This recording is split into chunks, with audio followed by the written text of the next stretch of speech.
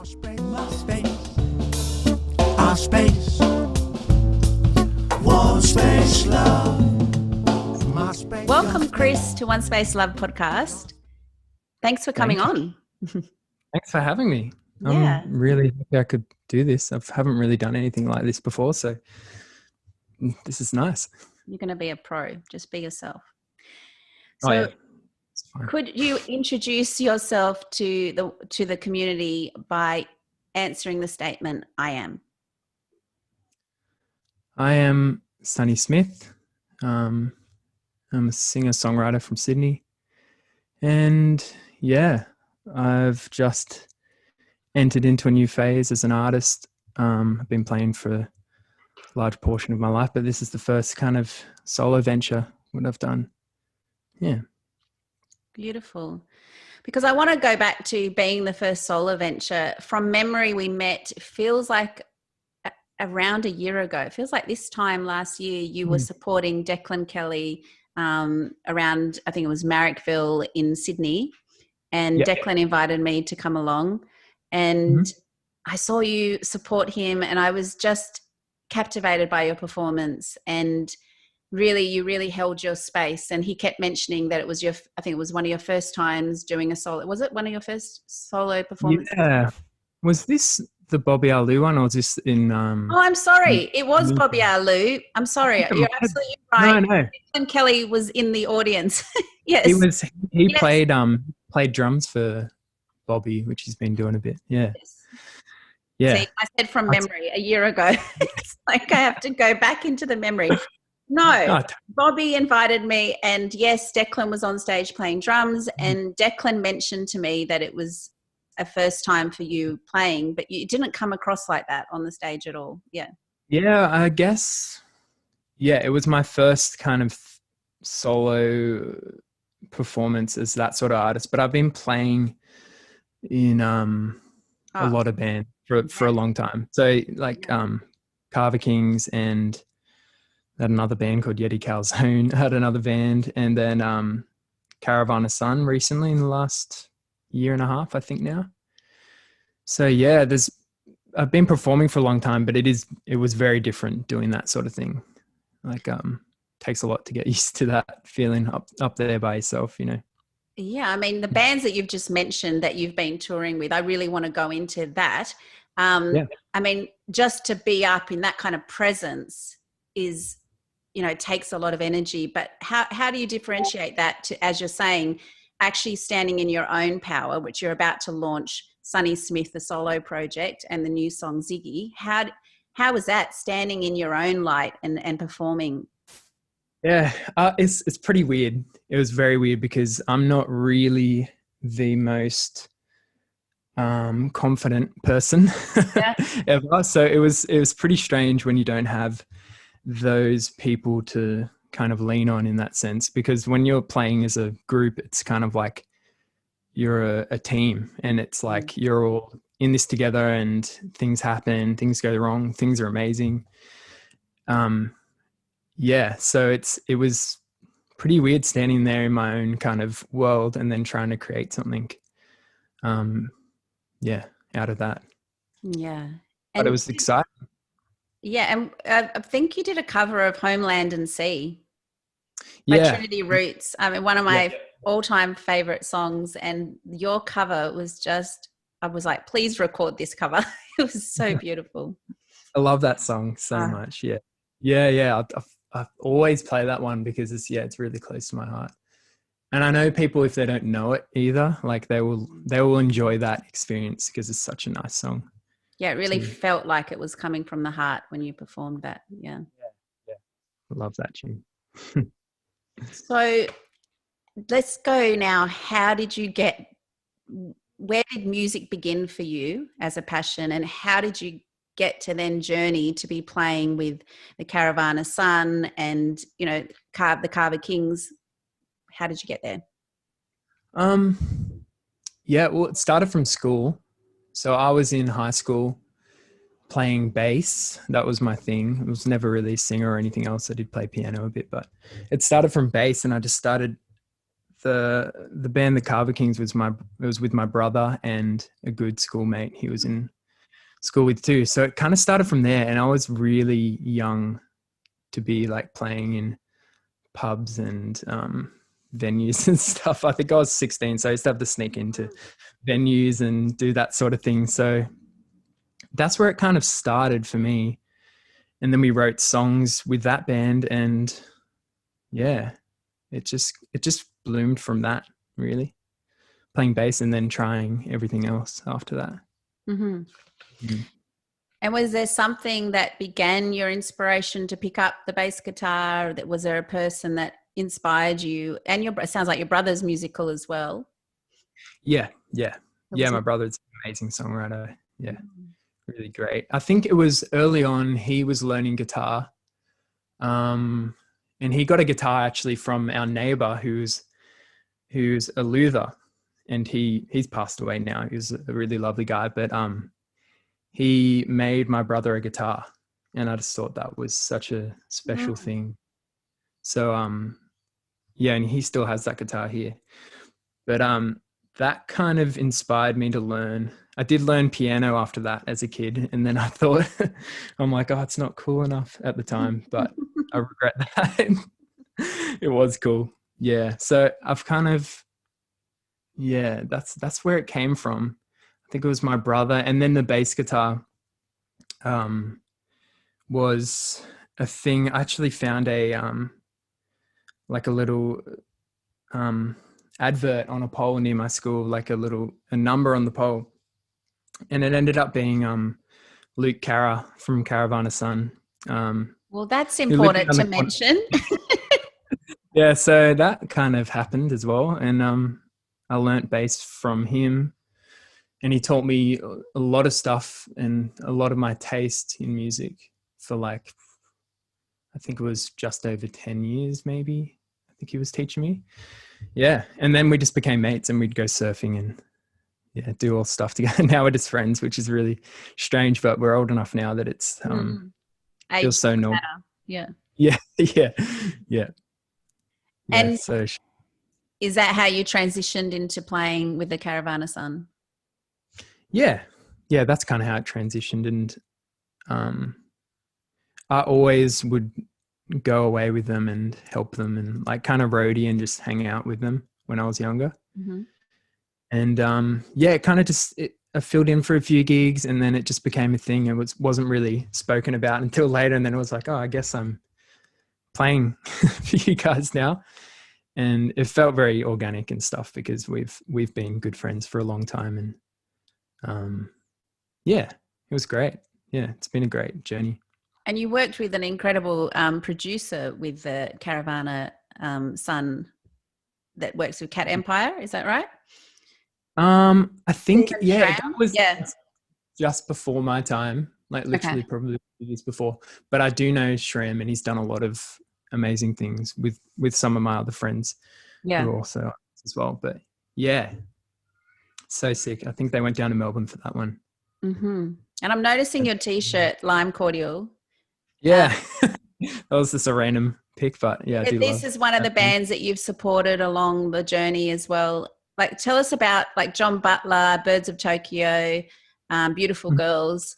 Tell us about some of these experiences before we go into where you are now. Yeah, it's weird thinking back about that stuff, but no. Yeah, I guess it was back. I remember supporting Lime Cordial back when it would have been just before they released like an early EP of theirs, but they were quite big at that time, but not at the level they were now. Mm-hmm. It was like they were really big in Sydney and doing their thing like that. But we supported them at the Factory at this festival, and we played before them. And it was just a really great time. It was an awesome time. And then also at Wollombi Festival a few years later, out in the national park, which was a funny time. I think they played at like 3 a.m. or some ridiculous hour, and it was like 2 degrees, and we're just watching them in the crowd. So we've had some good times with them. Yeah. And then all those other artists, John Butler, that was at Caloundra Music Festival, and we got to hang out with him and have a good time. And Yeah, he was such a nice person. And Mama Kin as well was there Oh, yep. playing. So we had a good like chat to all of them, which is super lovely. Yeah. Yeah. And Beautiful Girls, I can't really remember the Beautiful Girls. Oh, that was with, it was the Beautiful Girls, and then Bobby Alou was supporting. And that's when I first met Bobby Alou with the Carver Kings when we were playing. So we were playing first, and then it was Bobby Alou and Paulie B playing, and then Oh, yeah. and then the Beautiful Girls, which was sick. I think we did a CD swap with Bobby, and he gave us his second album. I think it was Take It Slow. That album, he gave us that, and we gave him our EP, which had like 4 songs on it. So it was pretty uneven share there, but I still have that album. It's awesome. Yeah, it is awesome. Yeah. But yeah, it's been quite a lot of gigs now thinking about it. Yeah. Yeah. And a lot of touring internationally, like you would have been, were you part of those international tours with those bands? And with Caravana and Carver. yes. Yeah, we did a 2 European tour, 2 tours, 2 years in a row. I think it was, I can't remember now. 2014, 2016 maybe. Okay. Or 2016, 2017. I don't know. But yeah, we went with Carver, and we spent our time all over Europe in the Netherlands, Germany, Austria, made our way to the UK, and we spent a lot of time in Italy, which was really cool because a lot of us had never been over there anyway. So it was really nice to kind of do a bit of holidaying as well as playing gigs, playing some random gigs in Italy, which was, interesting. But I also met up with the Caravana guys after that and played some synth for them, which was really exciting. I think it was the second year we went, and they did some really big shows with La Brass Banda, which is this German band that they toured with over there, and just heaps of club shows. So I ended up being in Europe for like 3.5 months on one of the legs. I was pretty ready to come home. And I can imagine, and is this when you were still in school, or had you finished school then? I was finished school, yeah. Okay. Yeah. Really. Yes. I was going to say, how do your parents with all of this? They would not be cool with that. Yeah. Yeah. So let's breathe it in and tell me now, how are you bringing to life the project Sunny Smith? Where did that come from? Like, what drew you to step into that now?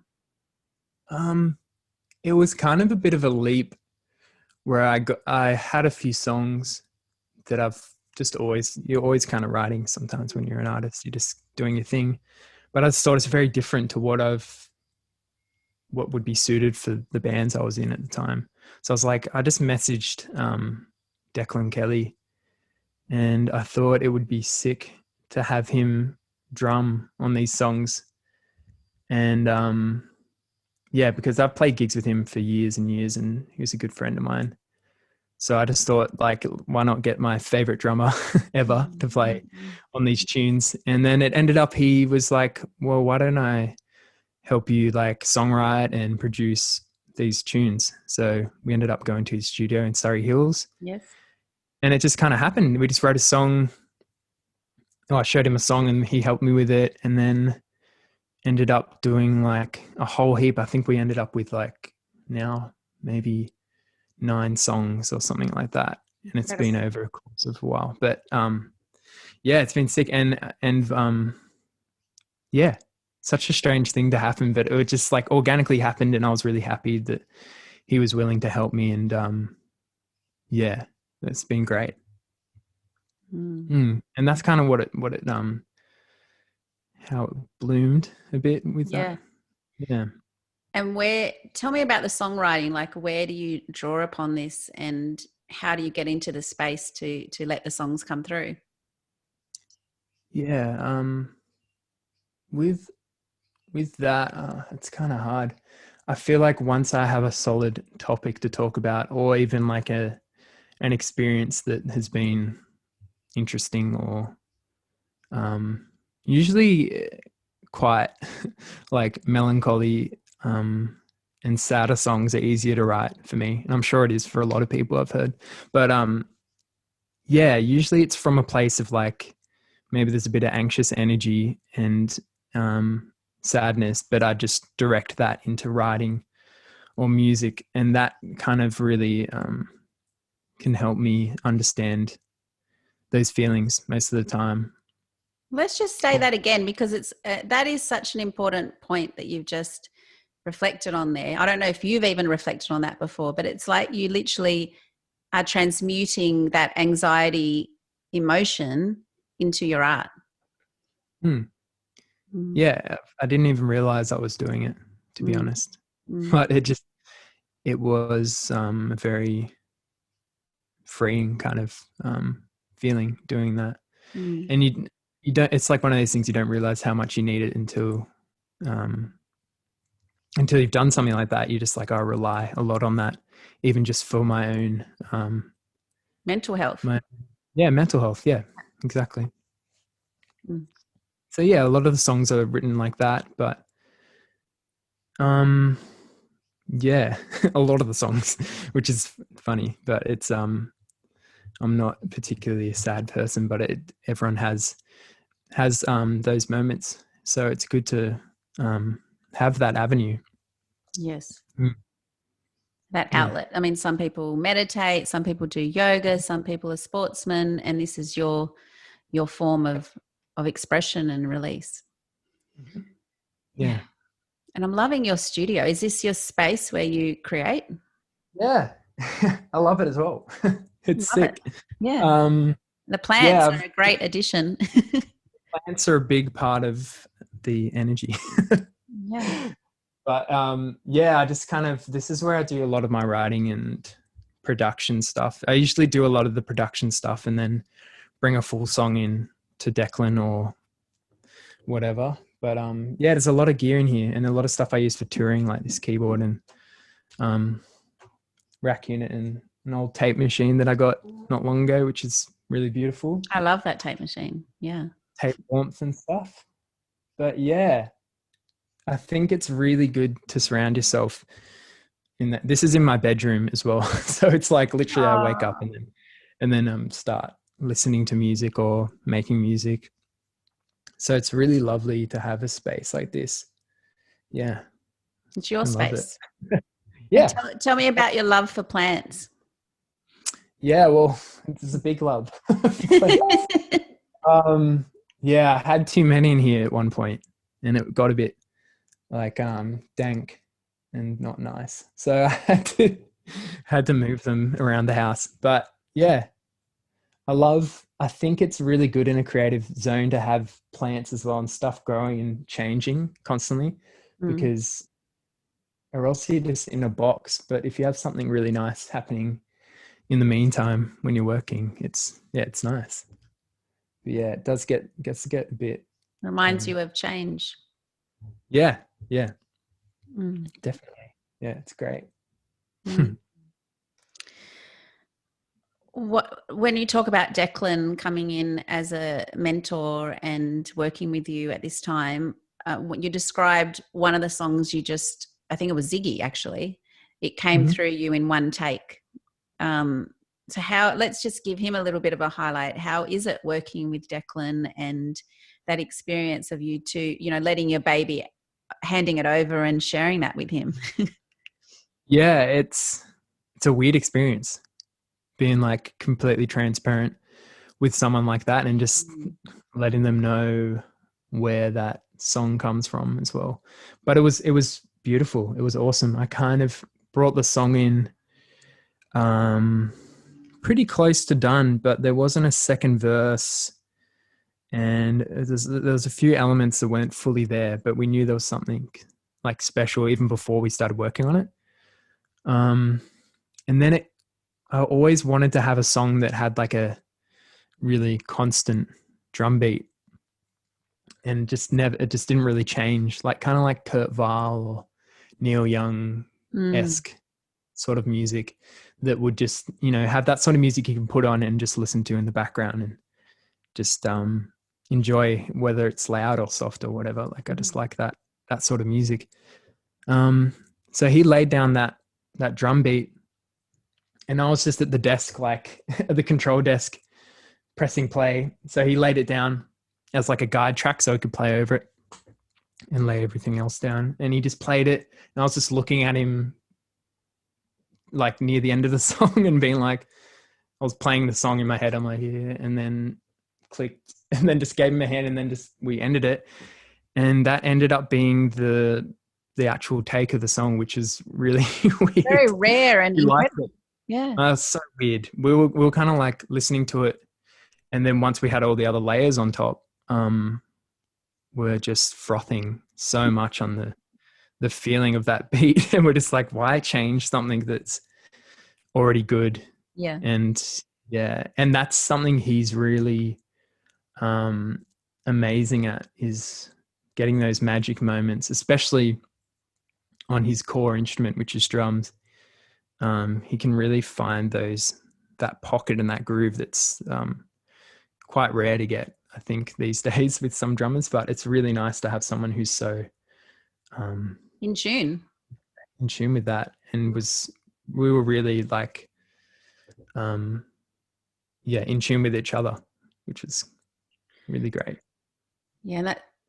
Thank you for saying that, because I think that's where the magic happens, is when you're both in alignment with each other. And I know I'm using these words, but it really is important, and we bring this to our awareness now in this time, because when two creative artists are in this alignment, it can flow a lot easier with the letting it all out and the music coming out. So yeah, definitely. Yeah. Awesome. Tell me about Ziggy, because I've got my own feeling of what it's about, and that's the magic of songs. You can take on, your own interpretation. Was that personal experience that you draw that from? Is Ziggy, like, tell us about it. Yeah. Yeah. It's open to knowing, but it is a song kind of about it's about the future, and it's about having a child. Obviously, don't have a child at the moment. Okay, well, I was just checking because I didn't think so. Yeah, I don't have a child, but it is about that, and having that, I guess, love for someone who it doesn't actually exist yet, but it's like, it's kind of all about those, looking forward to those moments with that person, with that kid, which is a really beautiful thing, even though it hasn't even happened. Okay, well, I need to ask you if it's okay, because I have 3 boys and a daughter, and one of my sons is older, and so you haven't had a child yet. You were able to draw upon that feeling. What do you think was within you that inspired you to bring that song through? Because it resonated to me that has had children, and I could feel it within me, that anticipation of bringing that soul in and calling. Because especially when I had the twins, I could feel their energy so strong within me, their little spirits, So you can really feel that Ziggy has a presence in this song. What did you draw upon to bring that song through? If you're okay to share that. Yeah, totally. It's such a strange thing. I think I reached a point in my life where I was like, when I was younger, I'd never really thought about it, about having children, and just, you're kind of a bit self-centered in those early days of your life. But I reached a point where I was like, I don't know, just growing up as a kid and like having my parents around, I just knew there's such a strong connection between us, and I just was kind of yearning for that feeling a lot. And that's where it kind of came from. It's a lot from my parents, and like they were really amazing parents, and still are. So it's just like something that I want to experience as well, and to pass on all that love and nice things in life. And it's all about having those experiences with that person and all the different layers that includes. Yeah. Because there's a video that goes with the song and there's imagery of childhood in there. So Mm. I also interpreted it that you were talking about your parents birthing you, like almost your childhood, and how much they envisioned and the joy they felt and the love they felt that they've brought you up with. I felt that energy through that song. Yeah. Definitely, I always feel that, even when I play it or listen to it as well. And yeah, it was all that old VHS footage of my brother and I and my cousins, and there was really nice footage of my grandparents at the start, which is one of those things. Every time I see it, I get really emotional. But yeah, it definitely like also comes from that angle. Okay. Just from all directions, kind of. Yeah. Yeah. I think I want to ask from here, because a lot of the artists that I interview, they've experienced, divorced parents or a loss, and that helps them break open to share that vulnerable space and that heart. Was there any life experience that you feel that happened to you that helped you push you over the edge to be expressing yourself? Yeah, I think like my grandpa passing was I pretty felt, hard. yeah, Yeah. At the start of the video, that was my pop who was on the right. yeah. And yeah, I feel like obviously for my whole family, but he had motor neuron, which is really hard to watch someone go through that. And I think I have experienced that sort of loss a lot in my life already, but to see that kind of level of it was really eye-opening and really emotional. But it I think with him, he always loved when we performed, my brother and I, and we'd always play music for him. Even when he was in the nursing home, we'd play music to everyone there. And yeah, I think it kind of pushed me to do it more, because I knew there was something special in music, in whatever way it was played or performed or whatever we were doing. It was helping someone and also like making us happy too. Thank you for sharing that, because yeah, I know that wasn't easy. I felt that there was something there to share. And I think that just you mentioning that you recognize within the playing the music, the gift that you're giving, but also you're receiving. Yeah, it's such a weird thing and amazing thing. I don't think it happens a lot in the world. That's why I think people connect so much with music. It's just such a beautiful thing. It's our language of love. And love, I mean love of everything, yeah. Yeah. Well, when are we launching? There's an actual launch of the single December for what date? 16th 16th of December, which is in Cronulla at the Brass Monkey. And yeah, it'll actually be sick, because this isn't a solo show. I'll have a whole band, which is it kind of calls for that. And really lucky to get Declan Kelly on drums, and he's going to be singing a bit. And my good friend James Smithers, who's also the drummer of Caravan of Sun, he's playing not drums. He's playing. What is he playing? Playing keys, and he's playing piano and synth and stuff, which he's amazing at. So that's a really, really cool experience for him to kind of jump into that, and I'm excited for him. And then another friend of mine, Budo, who is playing guitar, and he's in a band called Doko, a really awesome Sydney indie rock band. Yeah, and then there's Lockie, who's playing bass, and he lives down in Wollongong, and I've only met him the other day, but he came to the rehearsal and he was really good. So we got a full band, which is really weird, but I'm pumped. Yeah.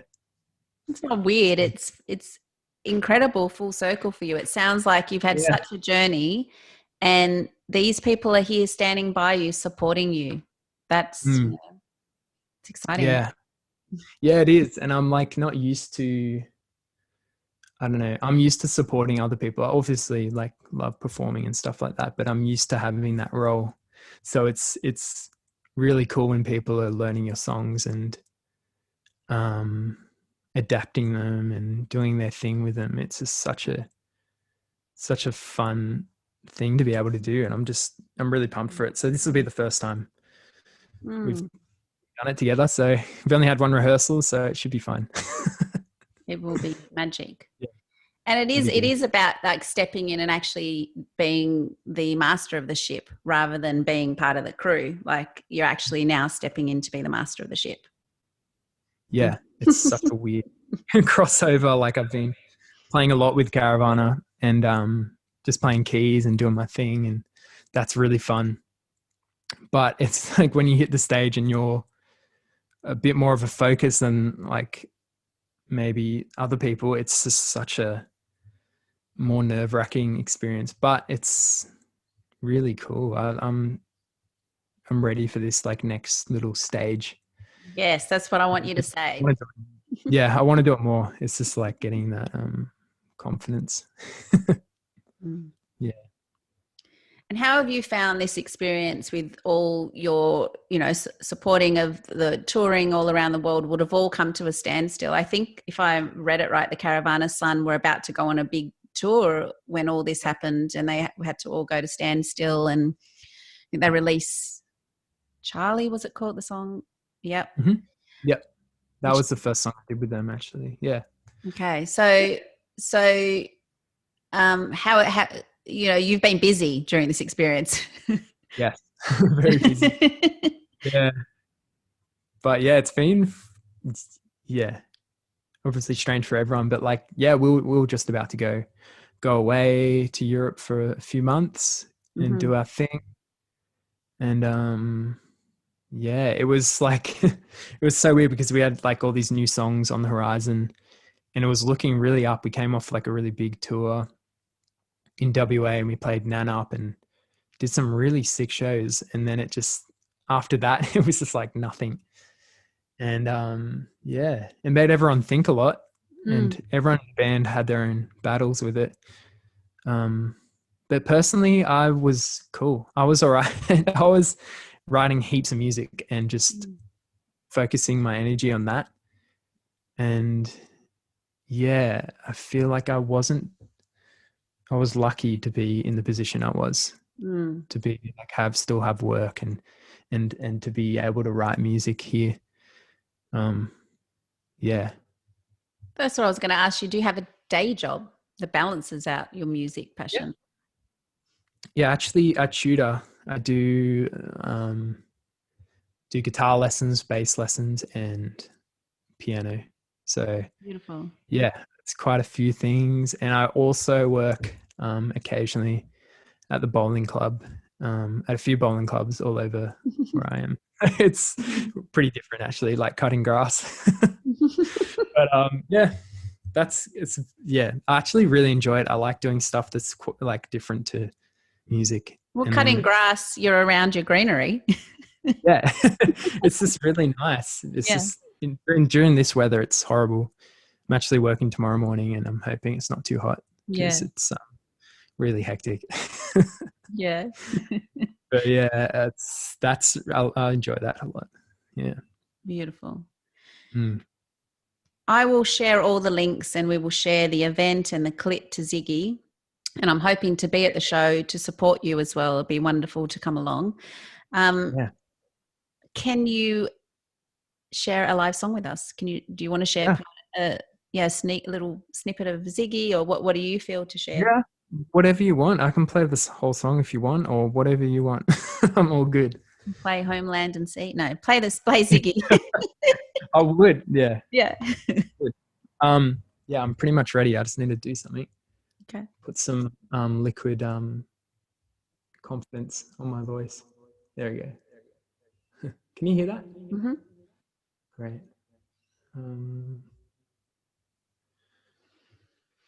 can't find the Zoom meeting now. Oh, there we go. Mhm. Cool. Yeah, I'll play Ziggy. I think that really. No, suits. it was a little in joke with us. Okay.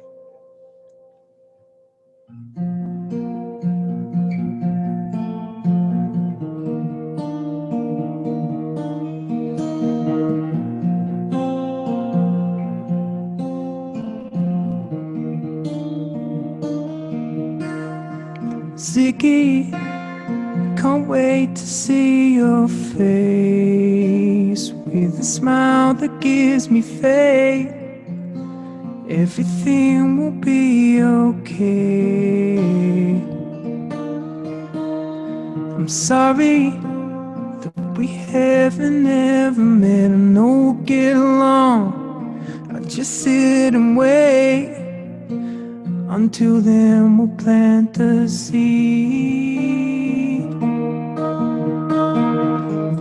I see us by the ocean. If you're anything like me, we'll take these moments. And I believe in love before the day it comes. Ziggy, you're painted in my mind. You'll be one of a kind, something no one else will find. Dissipating for you to arrive, to see the world through your eyes, with nothing left to surprise.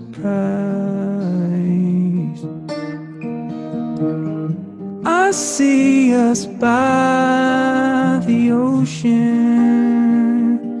If you're anything like me, we'll take these moments. And I believe in love before the day it comes. And I will wait forever for you. And I will wait forever. It's true. Oh, Ziggy, my heart. Ziggy, my heart.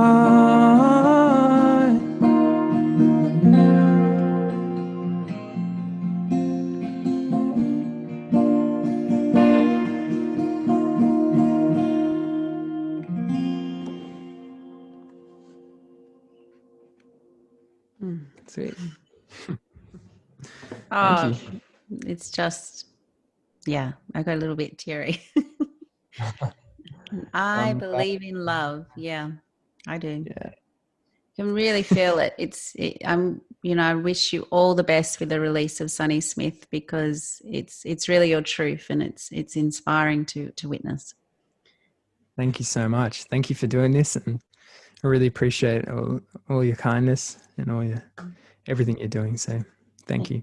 I loved having you on OneSpaceLove podcast. Thank you for today. Thank you so much. I just sit and wait.